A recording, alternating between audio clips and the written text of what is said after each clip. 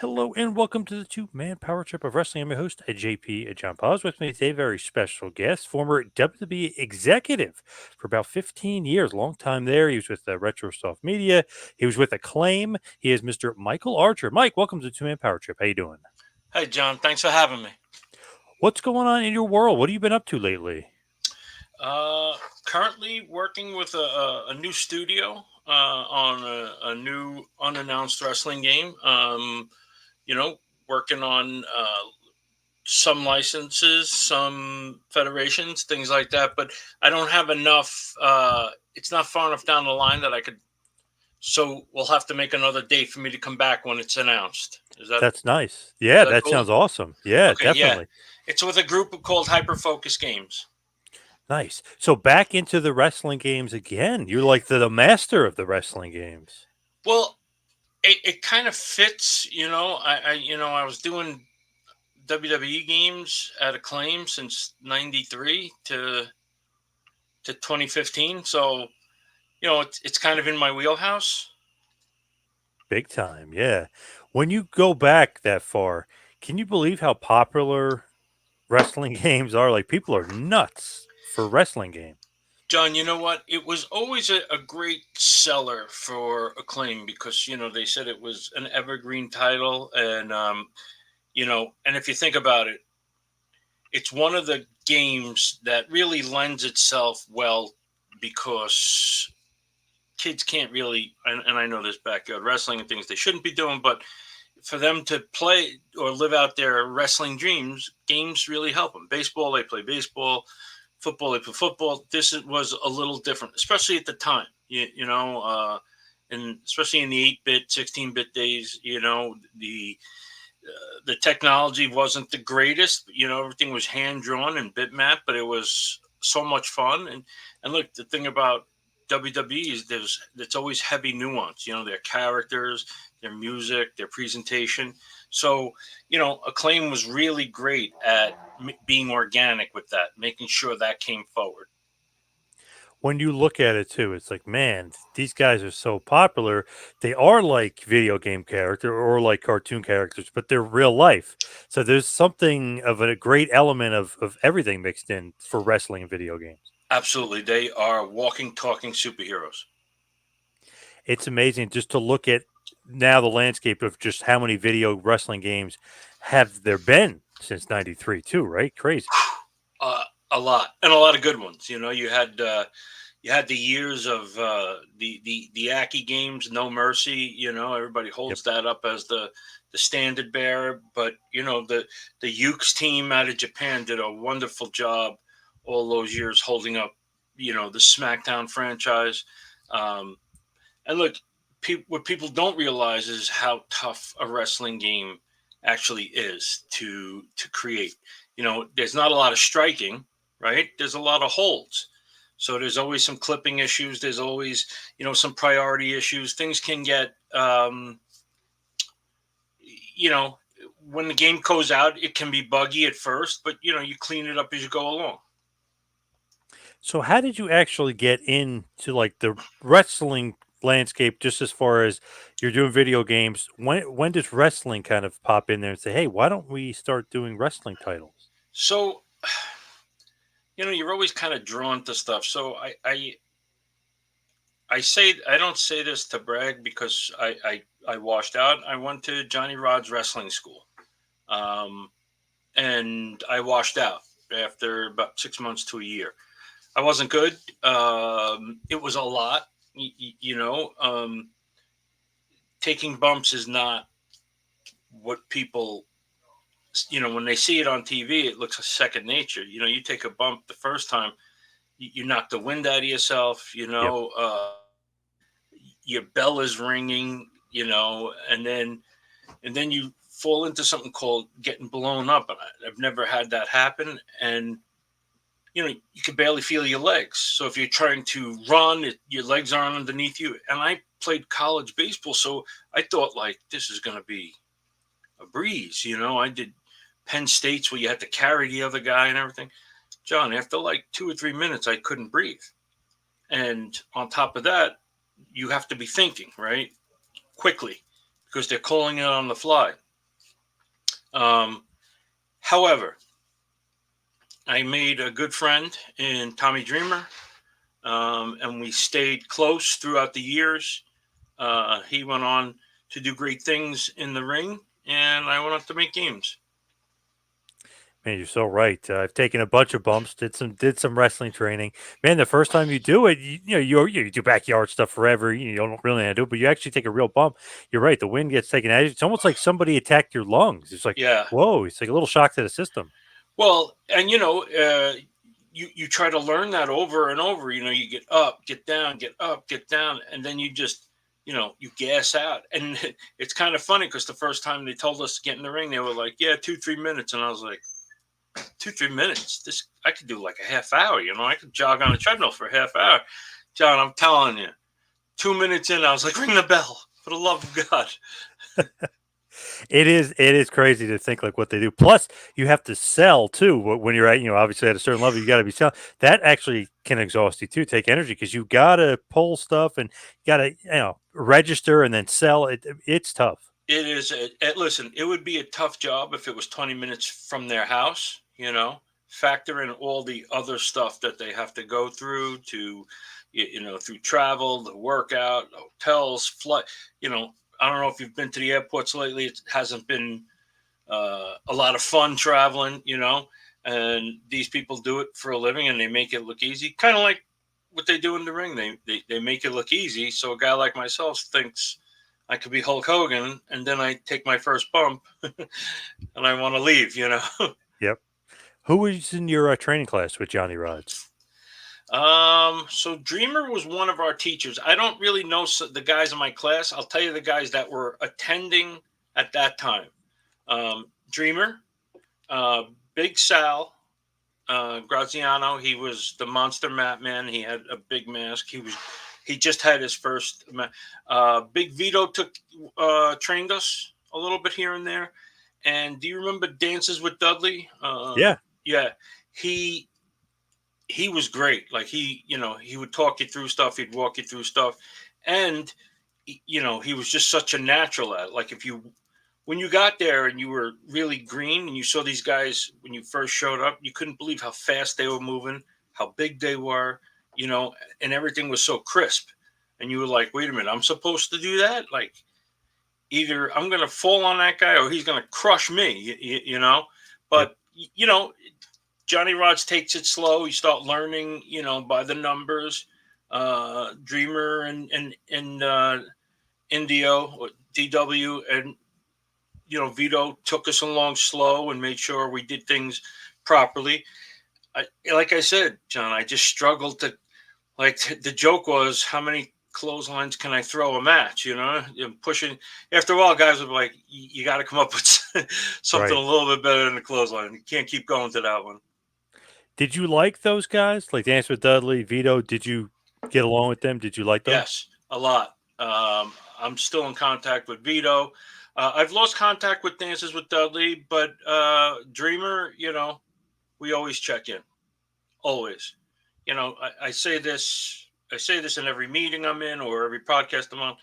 Find me somebody that has a bad thing to say about Tommy Dreamer. Hey, he's a great guy. Isn't he? He is. It's funny when you go back and you look at it, it's like, man, he's such a baby face. But he kind of really is in real life. You know what I mean? As far as his Yeah. character, he was like the pure baby face. He kind of is Yeah. in real life, too.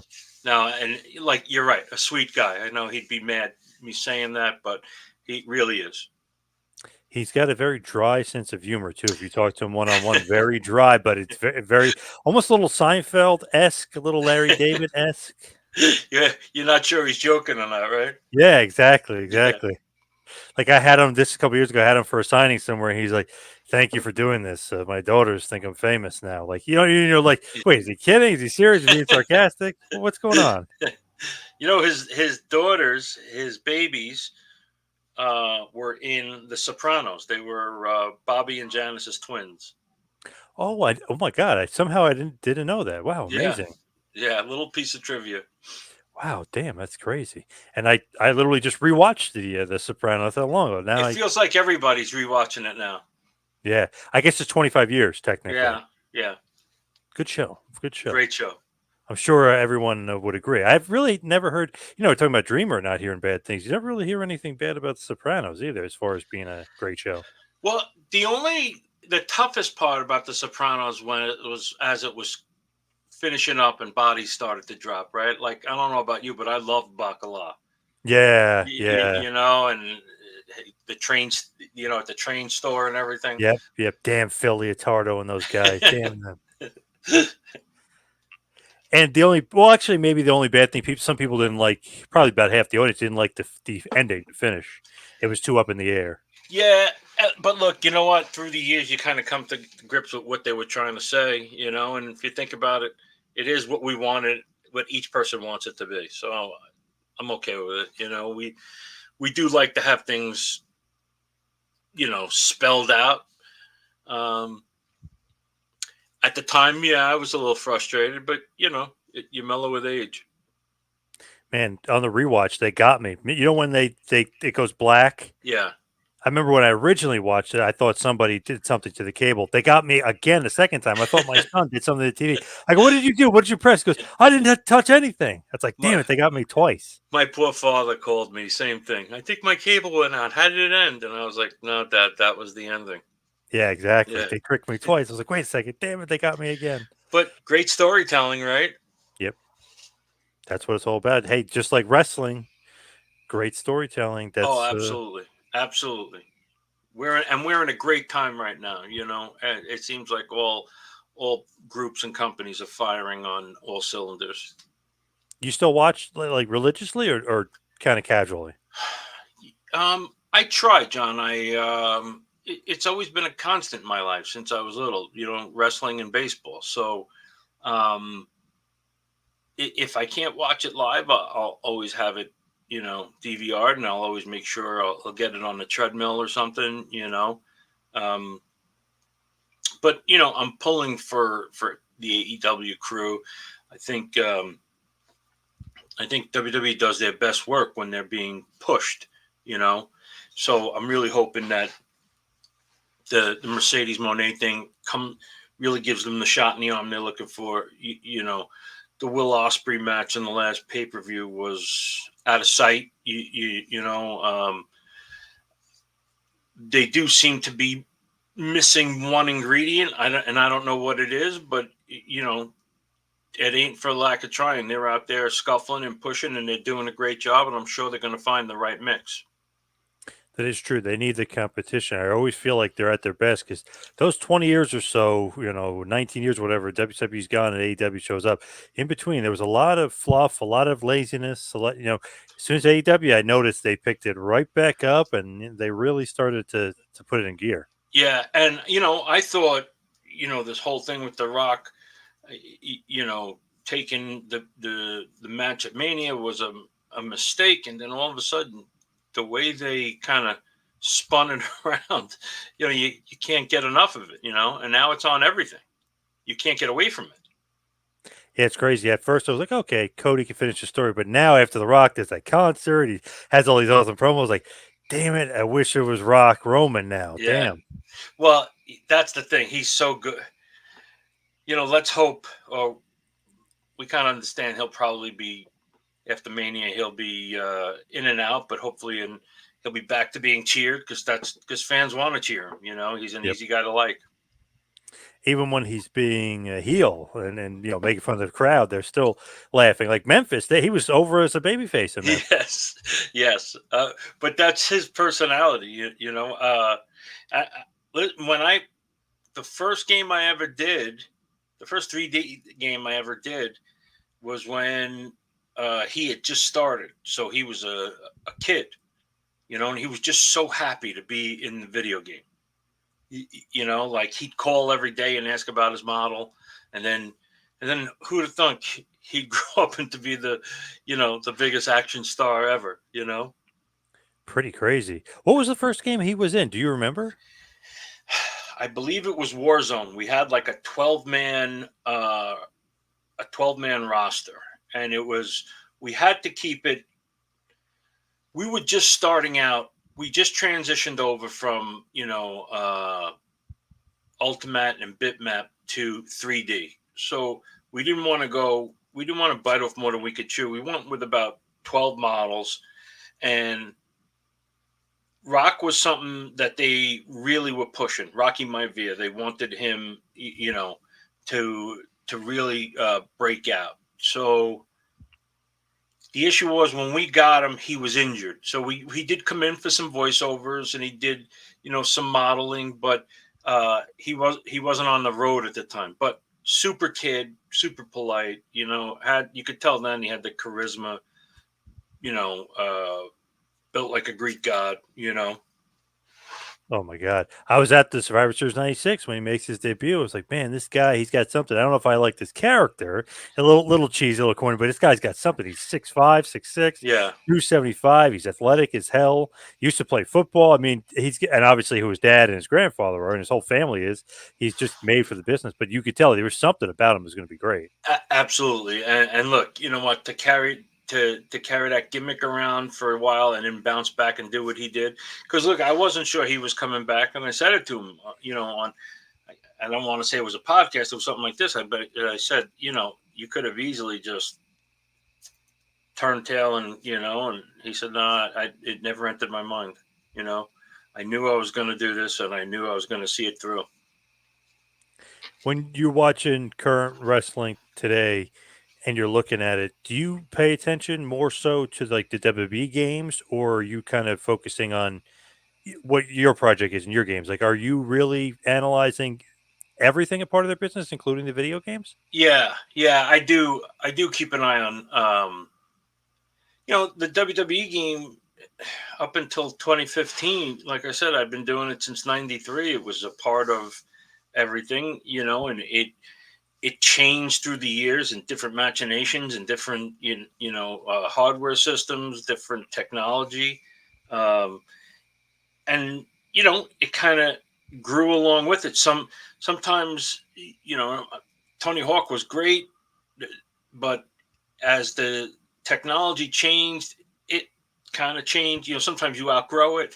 WWE always seemed um, boosted by the next level, and that's kind of what their show is. They're always one up on the next level. They get better with each one. That's kind of like what was happening with gaming.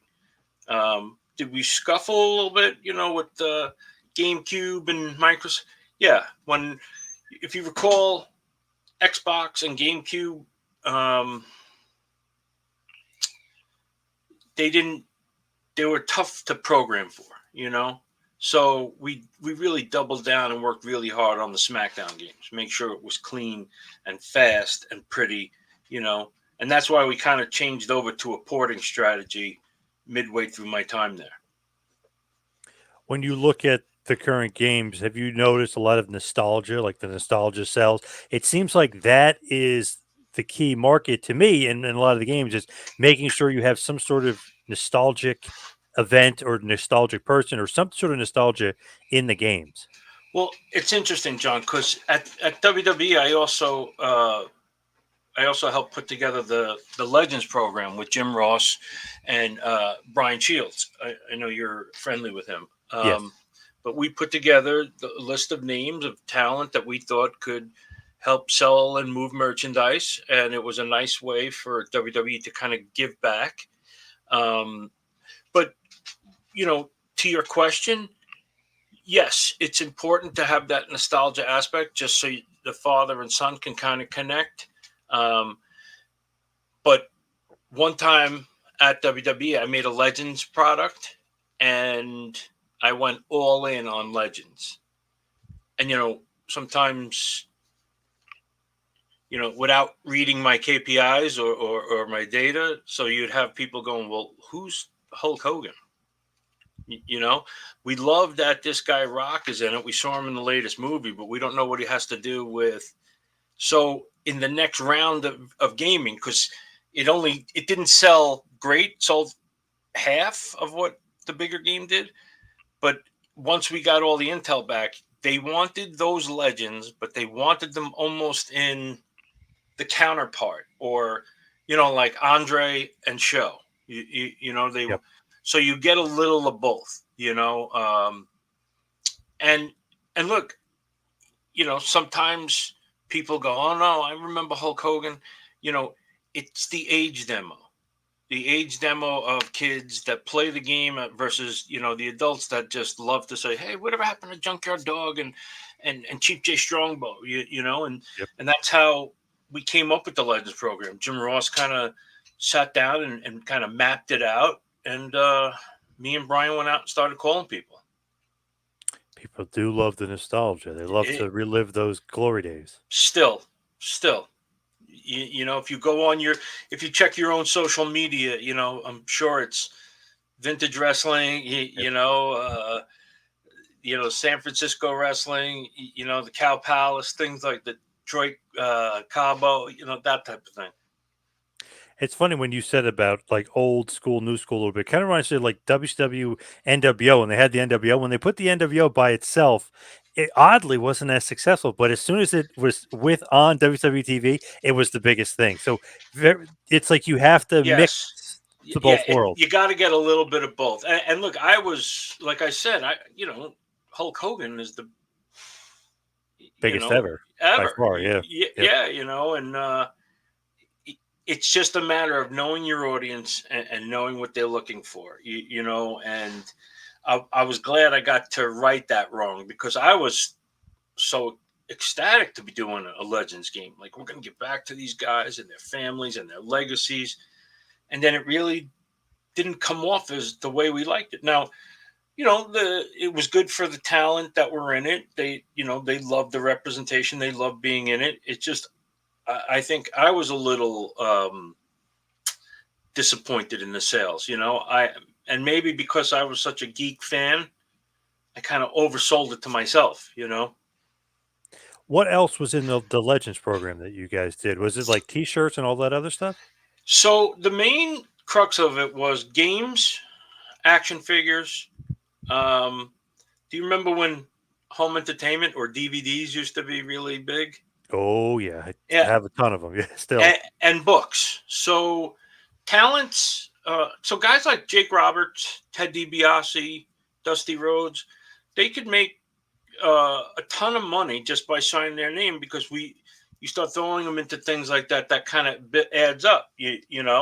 And the thing about Dusty and Ted and those guys, they still made a wonderful presentation. So we'd bring them to Mattel, or we'd bring them to THQ or Take Two, let them meet the people. You know, those guys were. It's kind of funny, when we took them to Mattel, it was Ted and Dusty. They were like, "Well, should we tell them what to say?" No. What should we do? Tell them what you want and then point at them. Like, really? Yeah. Yeah, especially Dusty. You know what I mean? Just tell him these three things and then move away from him. He's not being rude, but he's going to start to formulate it in his head. And it was wonderful. I mean, then before you know it, he was yelling at the sales reps in the audience. He kind of got involved. And then Ted came up and did the $1 Million Man thing. It was a good time. And the action figures and stuff, I mean, they still sell like crazy. I just saw this past year they were going to release 14 more Hulk Hogan figures, like 14 different styles. So obviously, old school guys do sell. They do. And look, everybody has that, the nostalgia. I always say that the Legends program started because anytime I'd go out somewhere and they'd say, "Where do you work?" I'd say WWE, and they go, "Oh, that wrestling stuff." I go, "Yeah, yeah, that wrestling stuff." And then like 2 minutes later, they come over and go, "Whatever happened to Alpha, the Wild Samoan?" Right. Or Yeah. Junkyard Dog, and you go, "Oh, so you do know it? Okay, yeah." And after a while, you start to say to yourself, that's about the 15th different talent that they mentioned to me. They're still looking for something. Maybe they'll consume. So the whole idea of the Legends program was to kind of reconnect with lapsed fans. We were trying to bring them back into, the fray. I don't recall which Royal Rumble it was, but it was a Royal Rumble later on in years, and Snuka and Piper hooked it up, and there was like a handful of people that got it. You know what I mean? Now Yep. the fans in the building got it. We got it, but like my kids were like, "I don't understand." Like, everybody cleared out and let them, Yeah. and you go, "Yeah."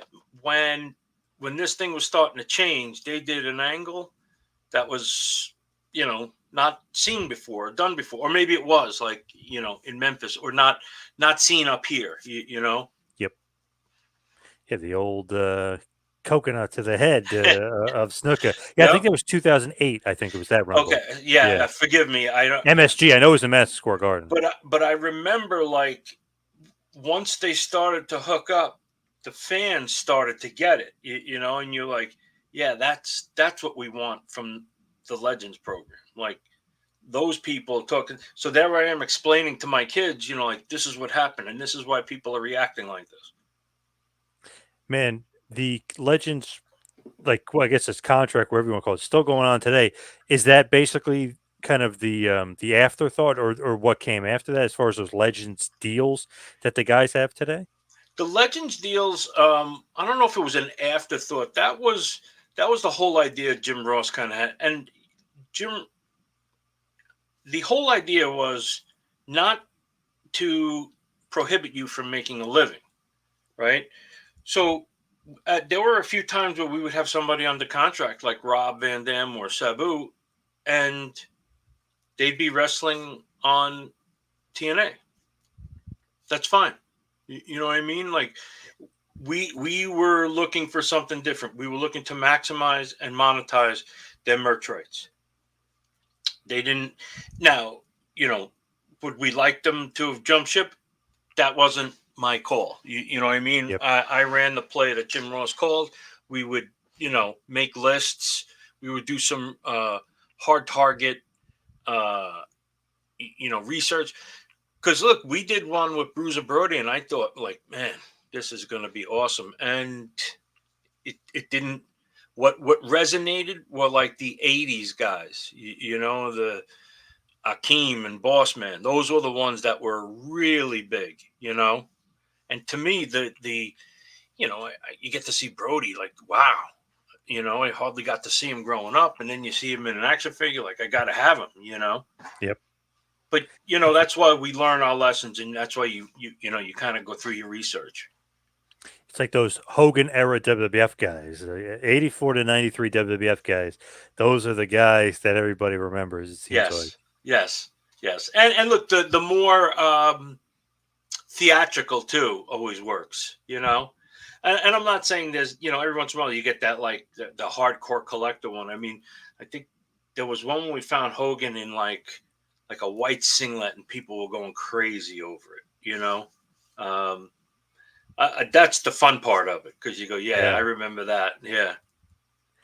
My father-in-law knows like nothing about wrestling, but it was weird. Like, he was like, Hulk Hogan, of course, everybody knows Hogan. Right. He's like, and then Andre the Giant. Then he's like thinking of guys, and he randomly goes JYD, Junkyard Dog. I was like, wow, you remembered him? He goes, what about the Iron Sheik? Like, and I was like, how the hell? Like, it's weird. Certain guys, I guess, because they were part of mainstream, they were part of the culture. You can't forget them. You can't forget them. It resonates, and their legend still lives on today.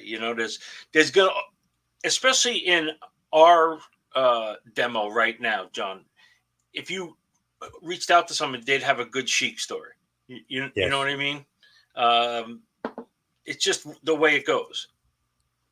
When you go back, right, your first time, how did you start working for WWF, like, to begin with? Was that 93-ish, or was it even before that? No, I started working at WWE in 2000. Okay. So Acclaim first, then WWE. I worked at a gaming company, and it was working on WWE games. Royal Rumble was the first game I worked on with the Super Nintendo. I just remember nights upon nights testing, hearing the Mr. Perfect, theme song, and no complaints. You know what I mean? I was fortunate to do so. Okay. And Acclaim was this great place, young talent, great minds, great people. I'm still in contact with a lot of good wrestling guys. James Daly and Peter Wannett, they all helped out build that wrestling franchise. It was just the right time, the right place. Everything kind of, fell into place, and I kind of grew as the WWE license grew. I kind of grew with it. So I came in as an analyst, and that's basically testing games, and then associate producer, senior producer, executive, all the way up till the time I started working as a brand director, which brand director meant you were doing a little more business development and licensing. And right around 2000, the beginning of 2000, WWE left Acclaim to go to THQ. Um, and that's when, so, and I don't know if this is the story you were looking for. I do have that. Before I left Acclaim, I did set up meetings with ECW, through Dreamer, uh, the Freeport Rec Center. I believe this one was at the Freeport Grammar School. We met with Tommy and Paul Heyman and one of their guys, and we hashed out a video game deal between Acclaim and ECW, and Acclaim became their publishing partner, and they took a stake in the company. So there was an influx of cash, and it worked really well for a little while, At that time, I was looking forward to something different. I'd been there a long time. WWE came calling, it was the right time. And it turned out to be a blessing in disguise because, ECW began to scuffle, But so it was an interesting time. So in 2000, they brought me up and basically slid me into consumer product. There was no real video game department like they have now. So I just worked on, consumer products, product development, licensing, which it's a lot of stuff that I like to do now. You know what I mean? And for WWE, it was kind of, when you say you have a lot of useless knowledge, people would come to you and go, "Oh yeah," you're like, how you just hit me with the Royal Rumble thing. I don't have it anymore. You know what I mean? I used to be able to go, "Oh yeah, that's Devon Dudley." After a while, you kind of let it slide. You lose it, yeah. Yeah. Now, do you think that ECW, the Acclaim deal, do you think that kind of led to them scuffling, or no? No, they were losing talent.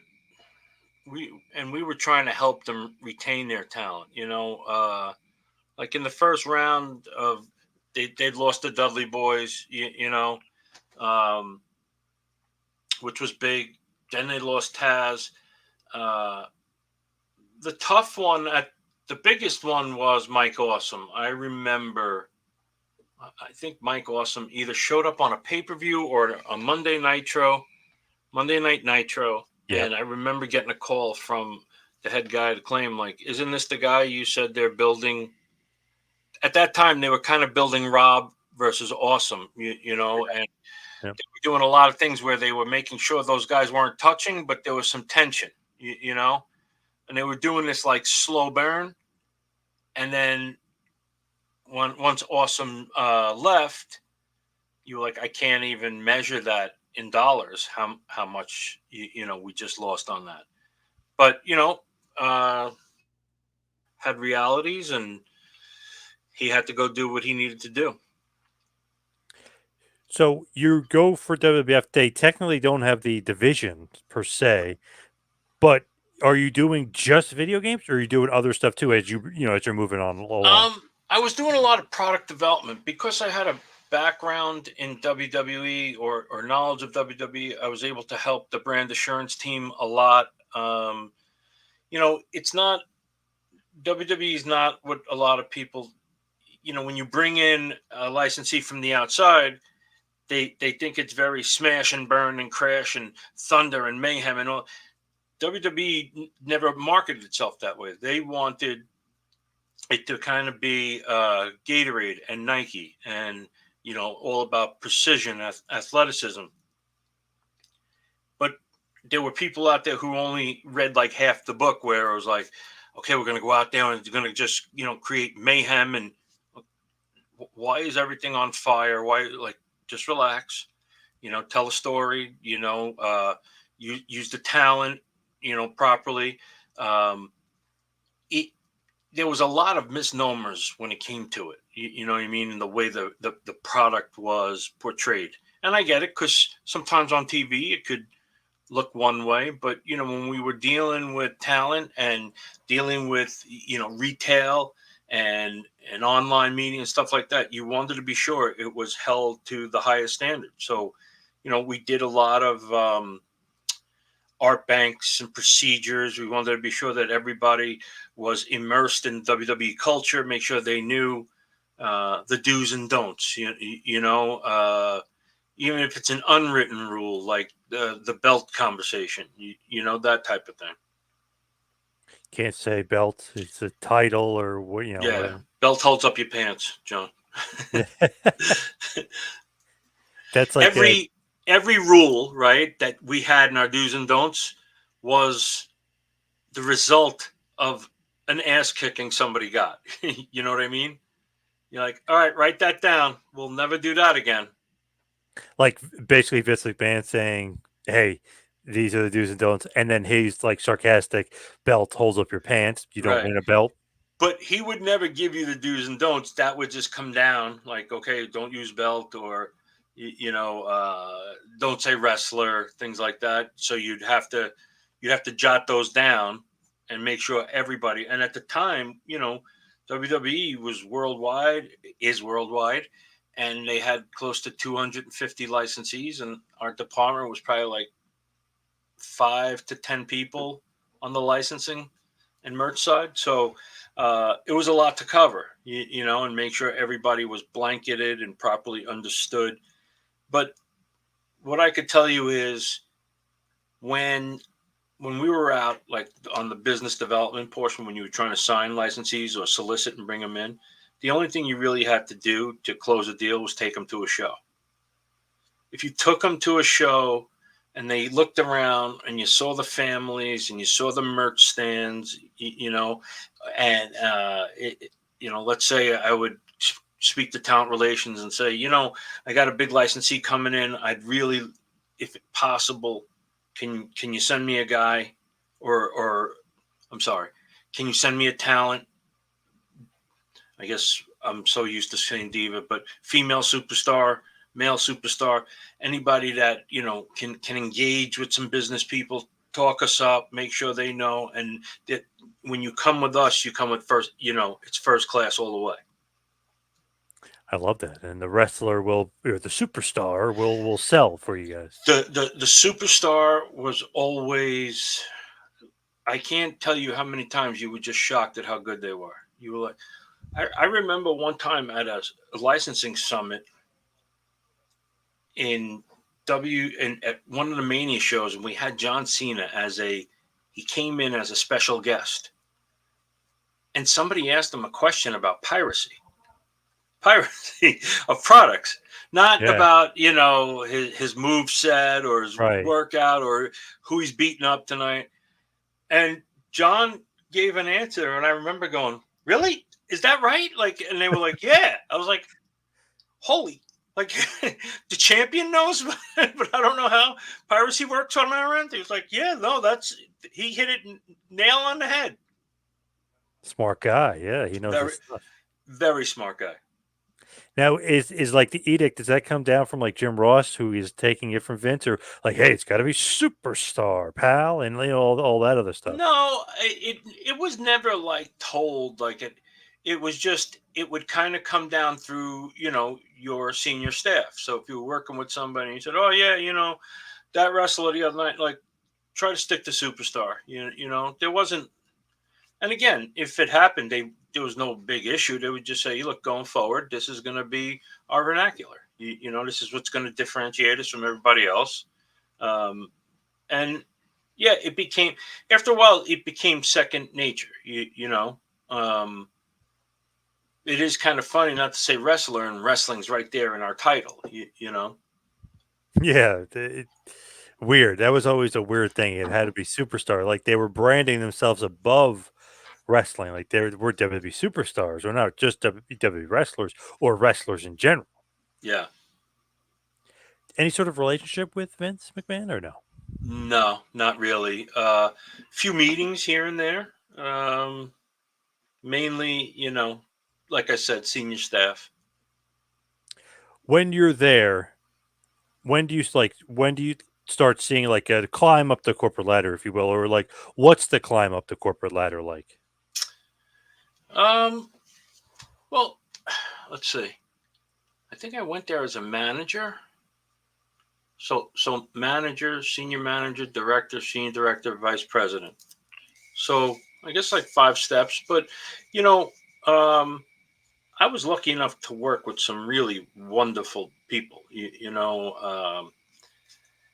I didn't have a lot of licensing background, and my boss Donna Goldsmith and my other boss Florence DeGiorgio kind of took me in, kind of made sure that they played to my strengths, which was the product development, brand assurance, and then they would kind of coach me up on the licensing portion of things and on the finance portion of things. Um, the best thing I could tell you is I made some lifelong friends and worked for some of the best people, smartest people. Like seeing what Donna and Florence did really influenced me the way I manage people now. You know, yeah, you're not getting this right now, but you're really good at this. Let's focus on this. And then after you get your footing, we're going to try to branch you out a little bit more and more and more. And and the other thing was they knew who I was, so they knew every time they wanted to give me a little bit more, I would get a little apprehensive, and they were very patient and they walked me through it. And I don't, I'm not sure that's how it was in every department and every group. I just know that they made sure I was kind of buttoned up, And then once Donna and Florence were comfortable with you, that was it. You were good.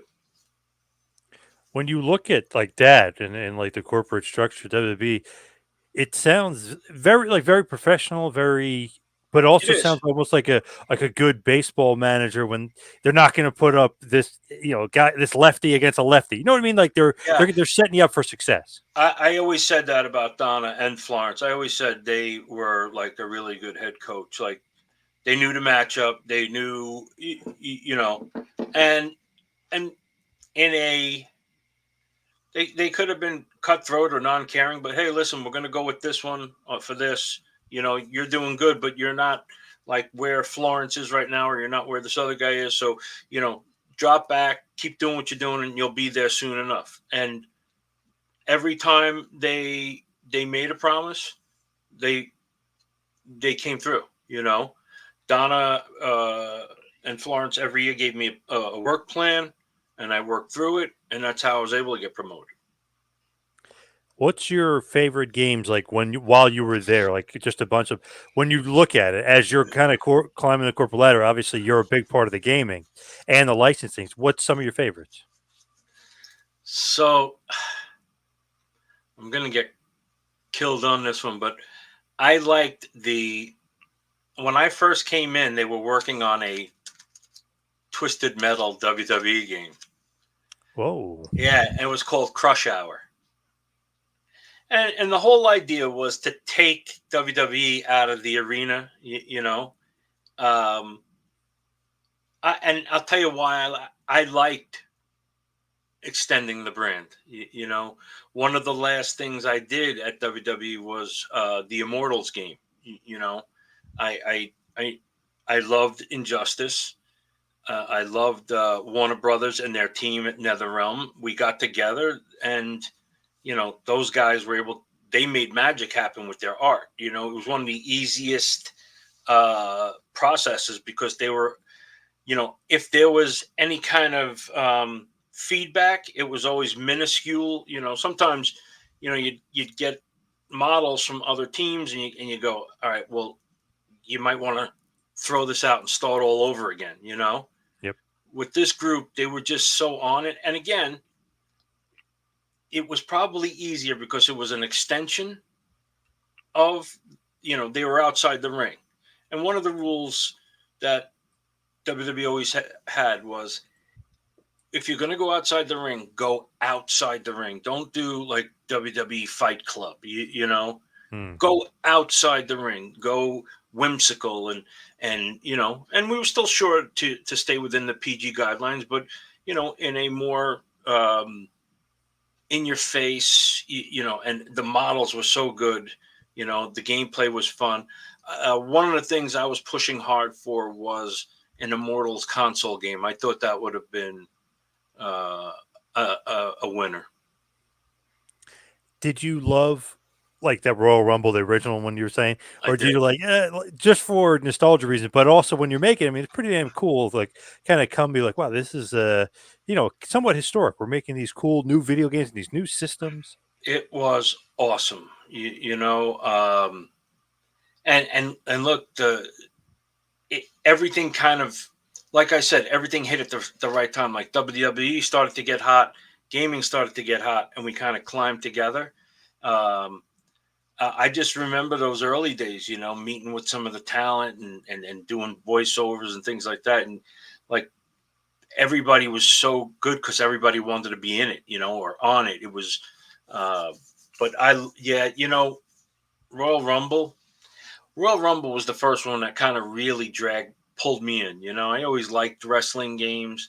I'd never found one that I liked, technically, where you're playing with it and like that kind of felt good. The combos were easy enough to do, and we added in a little more whimsical stuff that we kind of took out as we went on because we wanted to really make it a sim game. But then I got to work on WrestleMania, the arcade game, and that was just so Yeah, much fun. Very arcadey.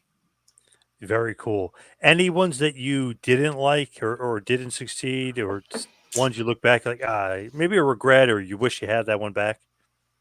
In your house, in your house,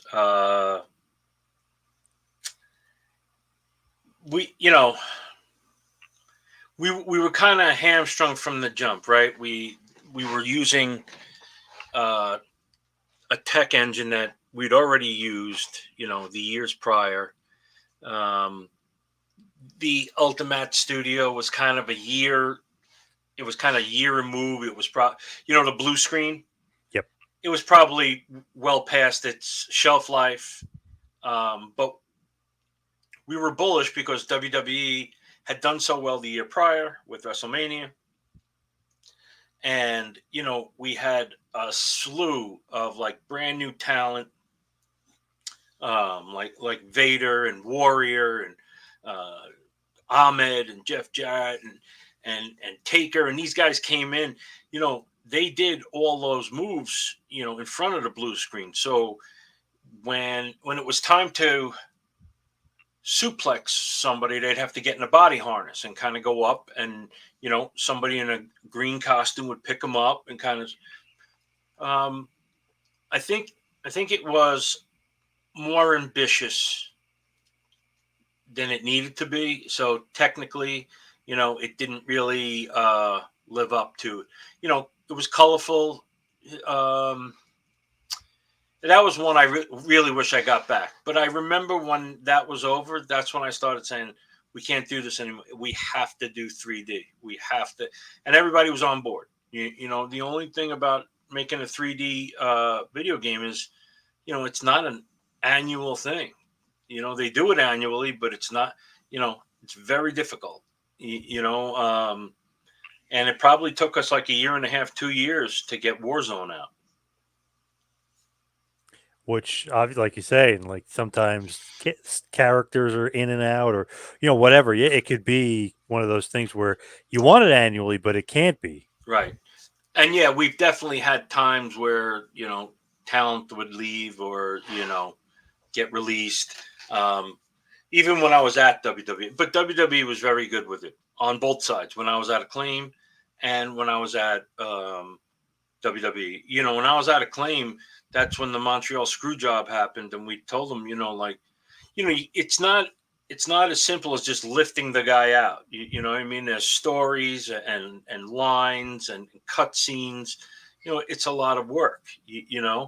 Um, WWE was very understanding. They understood, and Brett was allowed to, stay in Attitude. Stay in the game. You're right. Yeah. Yeah, yeah. So the sequel to Warzone was WWE Attitude. When you look at those games, the quality, or I guess you could say, the video, how it is then versus how it is now. Do you think people like that? Because sometimes, to me, maybe it's just me, but I feel like sometimes it can be too realistic now, and it doesn't feel like a video game. It's almost like too realistic. John, you know what's so funny is I remember at that time looking at like Warzone and Attitude going, this is incredible. It's so Yeah, right. lifelike, right? Yeah, And then if you see it now, you're like, what the heck? yeah, Like everybody's fuzzy and blocky, and you're like, that doesn't look like Stone Cold. Like, what am I? And you yep, see where, the business is now, you're like, oh my God. Like, but that just lets you know how far it's come. yep. We always used to be really excited when the new hardware would come out because you'd be like, think about how awesome, the PlayStation 5 is. What's the upgrade on the next one going to be? You know what I Yeah. mean? What's PlayStation 10 going to have? What's Xbox 15?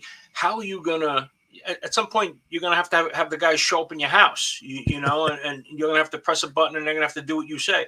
I don't know how you upgrade it from there. So true. It's like it looks so realistic now. I can't imagine it looking even more realistic. Some of the stuff. Absolutely. You Absolutely. think? Do you think video gamers like the realism though, or do you think they like a little bit of cartooniness to it? Um, I think there's a market for both. And look, seeing what's going on with retro mania, you could see that some people like the 2D, nice and easy. Yep. Because they feel like I can't do the combos or I can't do the button mashing or I have the other thing, John, is as we get older, you want to get in and get out. You know what I mean? Like if I just want to have a match, I want to get in and get out. I don't want to be, sitting through screens and videos and music and all that's nice. It's really great. It makes the presentation so much better. Sometimes you just kind of want to plug and play. It True. really depends on the individual. You know what I mean? My son has, I don't know which Mario Brothers it is, but it's on the Nintendo Switch. You can go from the 3D to the 2D. Like there's some parts where Yeah. you go to it and it plays the old music. I said, "Oh my God, this is cool." I caught my attention, Yeah. and he goes, "Oh look, I'm going to do it this way." And he turned it into old Mario and he 2D'd it. I was like, "Wow, that's interesting." You kind of go in between both worlds. Well, and that's the thing, right? It's the best of both worlds. Right. Yep. For a while there, they were making sure everything was backwards compatible, but then people were like, "Well, why do I have to buy the new one?" You know? Yep. True. Yes, I'll just keep this one. Yeah. Yeah. Exactly. What's Exactly. what's so special about this? I have Right. this one. Now, as we hit the wind down here, we head towards the finish. Absolute favorite game doesn't even have to be one that you were a part of, you created. What's the favorite wrestling game? I think I think it's WrestleMania, the arcade game. It was my first real when when I came in to Acclaim. I was an analyst, and they knew I'd had some wrestling in my background and some WWE, and I guess that doesn't really. I mean, I didn't go to college to study WWE. It's just I had some knowledge of the brand, and I got a lucky break and worked on. I started working on WrestleMania the arcade game, and I don't know if you remember, it was with the Midway guys. Oh yeah, yep. Yeah, out of Chicago. And Sal DeVita is still a friend of mine. I remember meeting him, and their office was a mental institution. I wish I was joking with you, but like it was a brick building, and as you walked around or through it, you go, there's no windows here. And you're like, yeah, Ooh, figure it out. But um, I remember going out there. So let's see. I started at Acclaim January, and then by next December they put me on.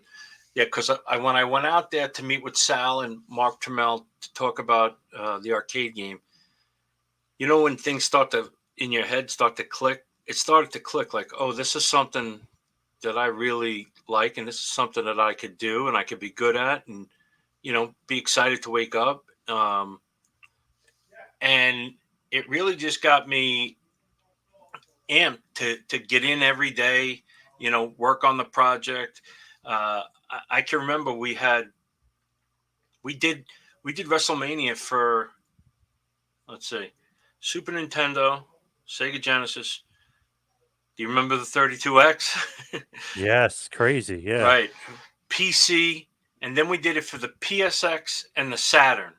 Um, but it was so exciting. It was so new, and look, WWE started to hit its stride. Like I said, we were kind of in lockstep. It was one of those things that was a turning point for me. I loved the brand, and now I get to work on it. I thought like, well, I washed out. I'll never be able to. I don't want to say it was a dream, John. I think my dream was to play first base for the New York Mets, but I loved it. It always felt good to me. So getting to do that, and also getting to learn, like one of the things I truly love now is working in gaming, talking about games. It's changed a lot. I get it, and the gaming business seems to be in a real tough spot right now. There been a lot of layoffs and closures, but that's okay. It'll come back. It always does, and one of the things that helped me make my decision to leave WWE in 2015 was, we kind of doing the same stuff over and over. Well, after I got, over to Retrosoft, I started going to like these independent shows, not independent wrestling, independent video games. Hmm. There's some talent out there, John. They just need a little bit of guidance and direction. I'm sorry, I don't want to keep going if I'm going over. I'm just letting you know No, that no, not at all. Keep going. um, Yeah. there are some studios. Every great video game story, two guys in a garage. Two guys in a basement. You can't thumb your nose at any of it because you never know when the next uh, Halo or it or Yeah. Quagmire. It's true. Now leaving WWE, that was a tough decision for you. Did you like want to stay there forever, kind of thing, or no?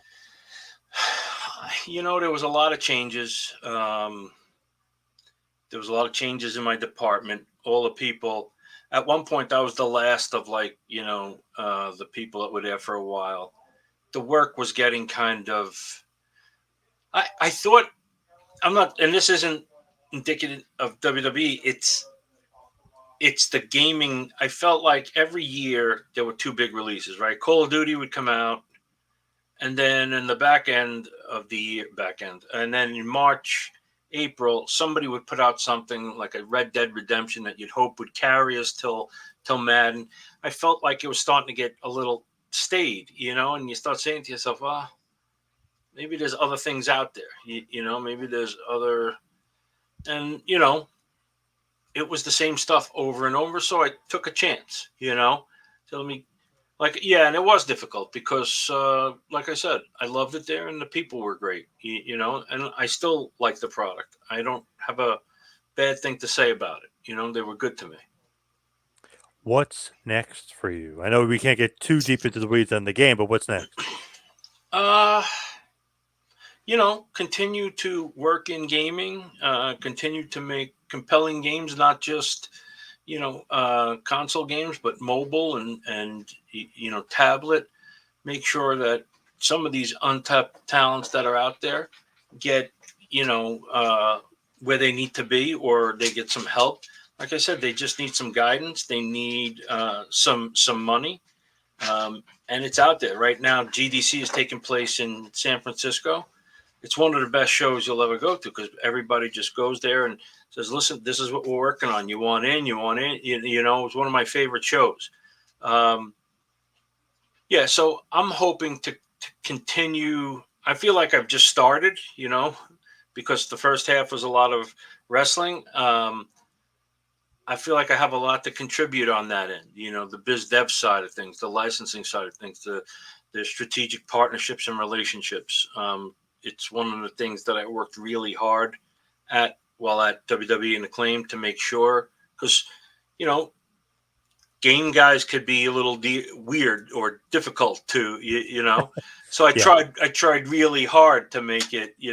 I once was called the Huey Lewis of my department, like because I didn't have a guitar in my cubicle or some sort of instrument or plant. I took it with, I guess, some pleasure. It was a compliment, I think. Yeah, Huey Lewis is a legend. Come on. Yeah. The power of love. Come on. Yeah. So next, more wrestling, or Yeah. just kind of all, or are you doing different things? I'm trying to do different things. So right now, like I said, I'm consulting with Hyper Focus Games, but I'm still out there, looking for the next big thing, the next iteration of my career. I'm really excited about the prospects. Uh, I know that with chaos that the gaming industry is in comes opportunity. You know, and you just have to have enough horses to get through the desert, and I can help with that. Where can everybody find you, follow you, see you, social media, otherwise? I I'm kind of old for social media. You can reach out to me at my email at marcher510 at gmail.com. Hit me up on LinkedIn. I'm on Facebook. Um, that's about it. You know. All right, Mike. Thank you so much. Appreciate all the time going down a little bit of memory lane, little WWF, little Acclaimed. I love it. John, I really appreciate it. Brian said you were a great dude. He was right. Thank you Thank for you, having Brian. me on. Thank you, Brian. Wow, high praise. Thanks, Brian. Nope, he said you were a terrific guy. And again, thanks for having me on. You didn't have to.